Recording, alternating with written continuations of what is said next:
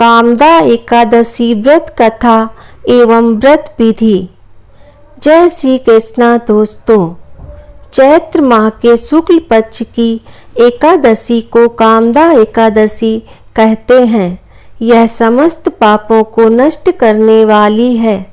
जैसे अग्नि काष्ठ को जलाकर राख कर देती है, वैसे ही कामदा एकादशी के पुण्य के प्रभाव से समस्त पाप नष्ट हो जाते हैं। इसके उपवास से मनुष्य निकृष्ट योनि से मुक्त हो जाता है और अंततः उसे स्वर्ग की प्राप्ति होती है। कामदा एकादशी व्रत कथा। प्राचीन समय में भागीपुर नामक एक नगर था, जिस पर पुंडरीक नाम का राजा राज्य करता था। राजा पुंडरीक अनेक ऐश्वर्यों से युक्त था। उसके राज्य में अनेक अप्सराएं, गंधर्व, किन्नर आदि वास करते थे। उसी नगर में ललित और ललिता नाम के गायन विद्या में पारंगत गंधर्व स्त्री पुरुष अति संपन्न घर में निवास करते हुए विहार किया करते थे। उन दोनों में इतना प्रेम था कि वे अलग हो जाने की कल्पना मात्र से ही व्यथित हो उठते थे। एक बार राजा पुंडरीक गंधर्वों सहित सभा में विराजमान थे। वहां गंधर्वों के साथ ललित भी गायन कर रहा था। उस समय उसकी प्रियतमा ललिता वहां उपस्थित नहीं थी। गायन करते करते अचानक उसे उसका ख्याल आ गया, जिसके कारण वह अशुद्ध गायन करने लगा। नागराज करकोटक ने राजा पुंडरीक से उसकी शिकायत की।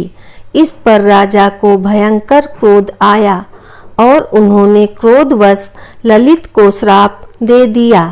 अरे नीच, तू मेरे सम्मुख गायन करते हुए अपनी स्त्री का स्मरण कर रहा है।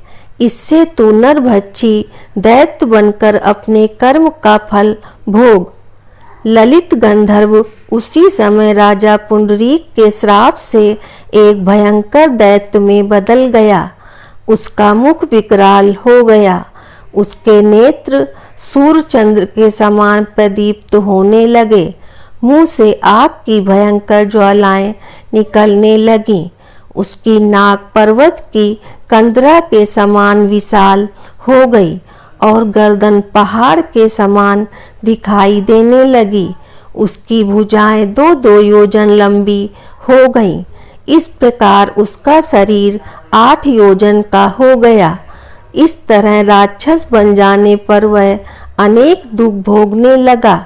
अपने प्रीतम ललित का ऐसा हाल होने पर ललिता अथाह दुख से व्यथित हो उठी। वह अपने पति के उद्धार के लिए विचार करने लगी कि मैं कहाँ जाऊं और क्या करूं। किस जतन से अपने पति को इस नरक तुल्य कष्ट से मुक्त कराऊं। राक्षस बना ललित घोर वनों में रहते हुए अनेक प्रकार के पाप करने लगा। उसकी स्त्री ललिता भी उसके पीछे पीछे जाती और उसकी हालत देखकर विलाप करने लगती। एक बार वह अपने पति के पीछे पीछे चलते हुए विंध्याचल पर्वत पर पहुंच गई। उस स्थान पर उसने श्रृंगी मुनि का आश्रम देखा। वह शीघ्रता से उस आश्रम में गई और मुनि के सामने पहुंचकर दंडवत प्रणाम कर विनीत भाव से प्रार्थना करने लगी। हे महर्षि, मैं वीर धनवा नामक गंधर्व की पुत्री ललिता हूँ। मेरा पति राजा पुंडरीक के श्राप से एक भयंकर दैत्य बन गया है।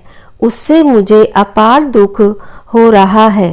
अपने पति के कष्ट के कारण मैं बहुत दुखी हूँ।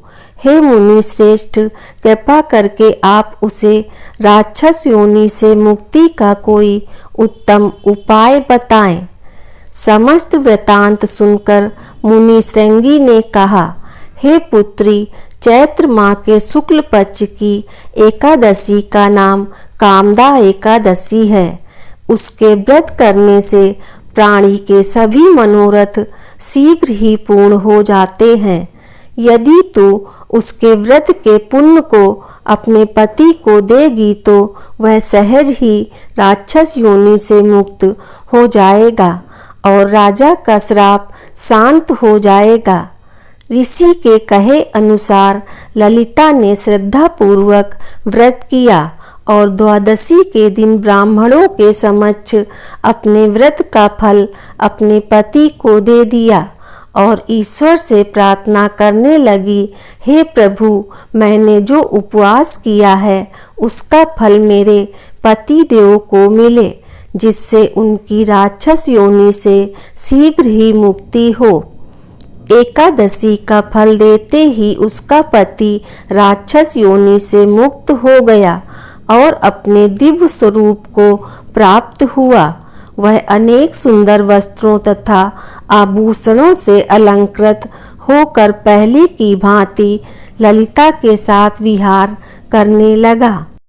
कामदा एकादशी के प्रभाव से वह पहले की भांति सुंदर हो गया और मृत्यु के बाद दोनों पुष्पक विमान पर बैठकर विष्णु लोक को चले गए। दोस्तों, ये थी कामदा एकादशी व्रत कथा। अब हम आपको कामदा एकादशी व्रत विधि के बारे में बताते हैं। हिंदू धर्म ग्रंथों के अनुसार कामदा एकादशी के दिन स्नान आदि से शुद्ध होकर व्रत का संकल्प लेना चाहिए।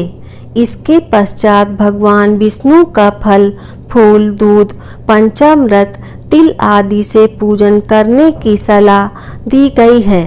रात में सोना नहीं चाहिए, बल्कि भजन कीर्तन करते हुए रात बितानी चाहिए। अगले दिन यानी पारण के दिन पुनः पूजन कर ब्राह्मण को भोजन कराना चाहिए।